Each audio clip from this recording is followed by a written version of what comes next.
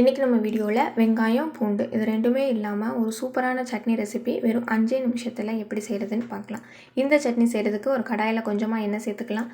எண்ணெய் சூடானதும் 1 ஸ்பூன் அளவுக்கு கடலைப்பருப்பும் 1 ஸ்பூன் அளவு உளுந்தம்பருப்பு 2 சம அளவில் எடுத்து ஸ்டவ்வை மிதமான தீயில் வச்சு கொஞ்சம் கலர் மாற வரைக்கும் 2 பருப்பையும் நம்ம வறுத்து எடுத்துக்கலாம்.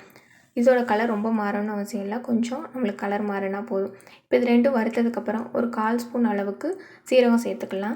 இந்த சீரகத்தோட ஸ்மெல் உங்களுக்கு பிடிக்கலைன்னா நீங்கள் இந்த டைமில் இதை ஸ்கிப் பண்ணிடலாம். ஒரு 4-5 கருவேப்பிலையும் நம்ம சேர்த்துக்கலாம்.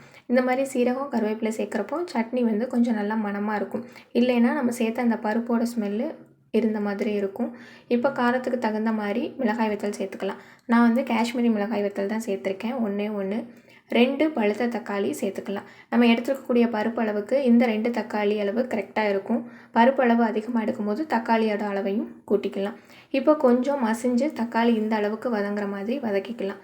தேவையான அளவு உப்பு நம்ம சேர்த்துட்டு சட்னிக்கு நம்ம இப்போவே உப்பையும் சேர்த்துட்டு இந்த மாதிரி கலந்து விடும்போது நல்லா நம்மளுக்கு தக்காளி மசிஞ்சு வெந்து வந்துடும். இதை இப்போ அப்படியே ஆற வச்சுட்டு மிக்ஸி ஜாரில் ஆறுனதுக்கப்புறமா நம்ம அரைச்சி எடுத்துக்கலாம்.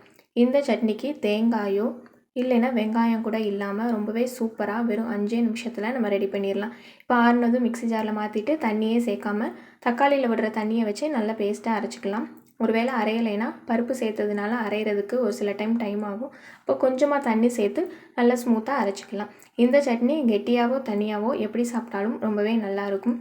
வெங்காயம் பூண்டுலாம் இல்லாமல் ஒரு சூப்பரான சட்னி நம்ம உடனே ரெடி பண்ணிடலாம். இப்போ கடைசியாக தாளிக்கிறதுக்கு கடுகு கொஞ்சமாக கருவேப்பிலையும் பருப்பு சட்னினால் கொஞ்சமாக பெருங்காயத்தூள் சேர்த்துக்கலாம். இப்போ இதெல்லாம் சேர்த்து தாளித்து நம்ம சட்னியில் சேர்த்துடலாம்.